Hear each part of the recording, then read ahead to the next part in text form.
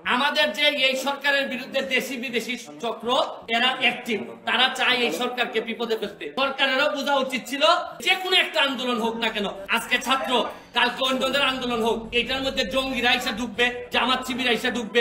এইখানে প্রশাসনও ব্যর্থ হয়েছে এটা করতে। এর মধ্যে ঢুকে গেল হচ্ছে গিয়ে জঙ্গিরা। এই ছাত্ররা তো আর আন্দোলনে ছিল না, আর শুক্র শনিবারে কখনোই জঙ্গিরা ঢুকে গেল। আমি আর এর ভিতরে আরেকটা জিনিস বলতে চাই, আপনারা তো সংবাদ সম্মেলনে আছেন, ওইদিকে প্রায় 826 জঙ্গি, সে 80টার মতো রাইফেল নিয়ে ও কোথায় যে ঘুরে বেড়াচ্ছে। আচ্ছা, আপনারা কি মনে করেন যে কোটা আন্দোলন যারা, এরা নিরীহ, এরা হচ্ছে গিয়ে আমাদেরই সন্তান? তারা তো সংস্কারের কথাই চাচ্ছিল, সরকারও সংস্কার চাচ্ছিল, মধ্যখানে এই ঝামেলাটা হয়ে গেল মিসআন্ডারস্ট্যান্ডিং, এবং এই সুযোগটা নিয়ে নিল জামাত বিএনপি, সুযোগটা নিয়ে নিল হচ্ছে জঙ্গিরা। তোমরা বাড়ি ফিরে যাও, তোমরা যা চাইছিলা তার চেয়ে বেশি তোমরা পাইছো। এখন রাষ্ট্রকে ঠিকঠাক মতো যারা আজকে এত বড় ক্ষতি করছে, বিটিভি জ্বালাই দিছে, এরা মেট্রো রেল জ্বালাই দিছে, মিরপুরবাসী এখন সারা 1 বছর কান্না করলে এই পাপ মোচন হবে না। আর এরা চান্স পাইলে পদ্মা সেতু ভেঙে দিত, শুধু চান্স পায় নাই। এইবার প্রমাণ হয়েছে এদের কাছে ক্ষমতা গেলে, বঙ্গবন্ধু কন্যার কাছে ক্ষমতা ভুল শুদ্ধ থাকলেও ওনার কাছে ক্ষমতা নিরাপদ, আর এদের কাছে ক্ষমতা গেলে কি হবে এইটার নমুনা আপনারা অল্প দিনের মধ্যে, এই 2-3 দিনের মধ্যে দেখছেন। গোয়েন্দা সংস্থা অলরেডি একবার ফেল হয়েছে। আমার কাছে মনে হয় যে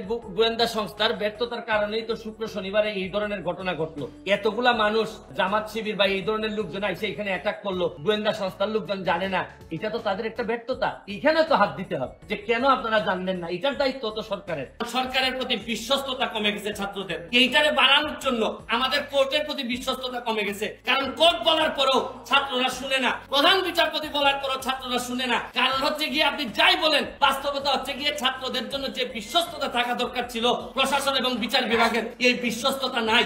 আমি জানি না, আপনারা অনেকেই হয়তো বিদেশে গেছেন, দেখবেন যে বিদেশের আকাশ আর বাংলাদেশের আকাশের মধ্যে বিরাট পার্থক্য। কারণ হচ্ছে কি, আমাদের আকাশে হচ্ছে গিয়ে ধোঁয়া, আর এদের আকাশটা ধোঁয়া না থাকার কারণে পুরা পরিষ্কার দেখা যায় আকাশ। সব সময় তো প্রকৃতির মানুষের আদালতে বিচার হয়তো পাই না, কিন্তু প্রকৃতির বিচার কিন্তু ঠিকই হয়।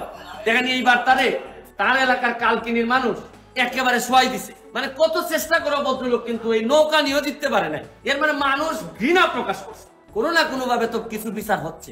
এই সরকারের প্রশাসনও, যারা বয়স্ক যারা আছেন, তারাই এই তরুণদের যে সেন্টিমেন্ট, এটা বুঝতে পুরোপুরি ব্যর্থ হয়েছেন। তারা তাদেরকে একদম লাইটলি নিছেন, তারা ভাবছেন যে এরা একটা লাইটলি একটা বিষয়, এবং এইটার ব্যর্থতা আমি মনে করি এই প্রশাসনের আছে।